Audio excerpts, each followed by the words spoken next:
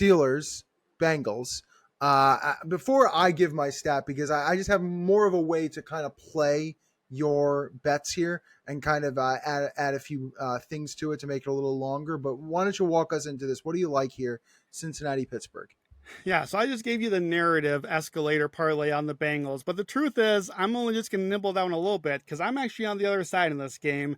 Give me the Steelers on Saturday, plus 2.5 at one book, plus 2 if you need to, plus 1.5. I would rather take that than the money line. We've seen the Bengals go for 2. We've seen them win or lose by 1 a couple times, so that 1 or 2 points may actually matter. But this is just a classic rah-rah Tomlin spot. Even if the Ravens win, Pittsburgh should still be trying this game. They want to secure the 5 seed and play the Texans, not the Ravens, and knock out the Bengals, your division rival. That's another thing to do. And they've been terrible for the last 3 weeks. They've just been home since Christmas, where they looked awful after they looked awful the week before. They don't want to be limping into the playoffs on a 4-game losing streak. I think Pittsburgh tries. I think they treat this game as business as usual, and I think that Pittsburgh should be favored. I would have this at -4 Pittsburgh. We're getting almost all the way to, I don't think we're going to get to +3 on the other side, but we're getting close to that now. I just see no way Cincinnati should be favored. And I know that's how books have treated these teams all season, but I don't see it. Pittsburgh, I know, has not looked good the last couple of games, but that was Baltimore and Kansas City. The Bengals are not those teams. Particularly, their defense is very beatable. The Steelers are on extra rest. They're at home. The Bengals, just mentioned, coming off that long overtime game that they had. Pittsburgh has a special teams advantage. They have a big coaching advantage. They're obviously better on defense. I know they have their flaws right now, but they're clearly better than Cincinnati. And then all the Tomlin stats. Let me just run off a few of them for you here.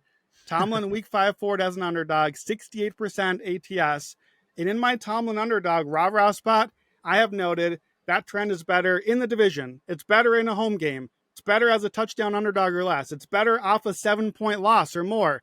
This game checks all 4 of those boxes. This is a prime Tomlin rah-rah spot. It's a great spot to back AFC North underdog, 60% against the spread, week 14 forward. It's a great spot to just back a team on a 3-game losing streak, ATS and straight up, 59% ATS. And then Mike Tomlin, just against the Bengals. They've won 15 of 19 games. This is a team that he has dominated this franchise over the years. And then this may be one of your stats. I got it out of your column. Mike Tomlin, week 17 and 18, 14-7 ATS, 67% against the spread, 3-0 ATS in week 18. These teams close strong under Mike Tomlin. Steelers plus 2.5, get the best number. Again, I'd rather play that than the money line, but I think Pittsburgh is in a great spot to hang around here and make things interesting on Saturday. I mean, it feels like every Bengals game does have the ability to go over. And if I look at it, here's some numbers: 44, 37, 20, 41, 24. Those are Burrow's points versus Tomlin since 2021. Now, necessarily, I don't know if the Bengals are going to win the game, but I do think they're going to be able to put up some points. So Cincinnati team total over 24.5 and Pittsburgh to win is about 7-1.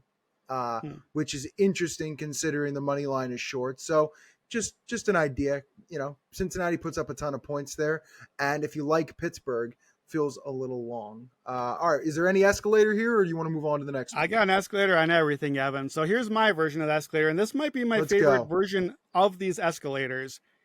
Part of the reason I'm not playing the Steelers money line is because if you do think Steelers win, there's a better angle. And I've seen it out there. I know Anthony DeBundo, our old colleague, had this play. I think the guys on Six Pack ended up doing this play as well. If the Steelers win, we mentioned it already, they're the 5 seed. The Chargers lock into the 6 seed, and a day later have nothing to play for against the Raiders. Justin Herbert's been banged up all season. I don't know what Jim Harbaugh knows necessarily, but as a 5-point favorite on the road for LA, there's no way that line stays that high. So I want a Pittsburgh Raiders money line parlay. Frankly, I think that that's a bad line in favor of the Raiders anyway. 5-point home dogs, but the Raiders defense has been really good. The last 6 weeks, they've been the better defense than the Chargers, in my opinion. Patrick Graham's defense has been really good. They're top 3 against the pass, top 6 overall by DVOA. Chargers defense has been fading away. They were really good the first half of the season, not so good lately. A couple weeks ago, the Raiders were the Giants. Those were the 2 teams that were supposed to be the number 1 pick. They've won 2 in a row. Antonio Pierce, Aiden O'Connell, those guys are playing and coaching for their future right now. So I think if you want just the Raiders angle, I'd take the under in that game. Raiders games have gone under 41 and 5 straight. It's 41 and a half. So I think if you just want a Raiders angle, but you're not so sold on it, just ugly game, keep it close, whatever. But here's how you know the Steelers-Raiders moneyline parlay is good. You got to shop around because there are multiple major books that will not let you parlay this bet. If you try to put those two together, they know that it's correlated and they will not accept this bet right now. But there are books that do accept it. It's 5-1 right now. Shop around and get it. Chargers Raiders have split the season series 5 straight. Chargers won the first time. That sets up well for the Raiders. Get that parlay. It's way too good of a price. If the Steelers win what could be kind of a coin flippy game, you got a 5-1 on the Raiders in effectively a meaningless game for both teams. So I love that one. It might be my favorite escalator of this group.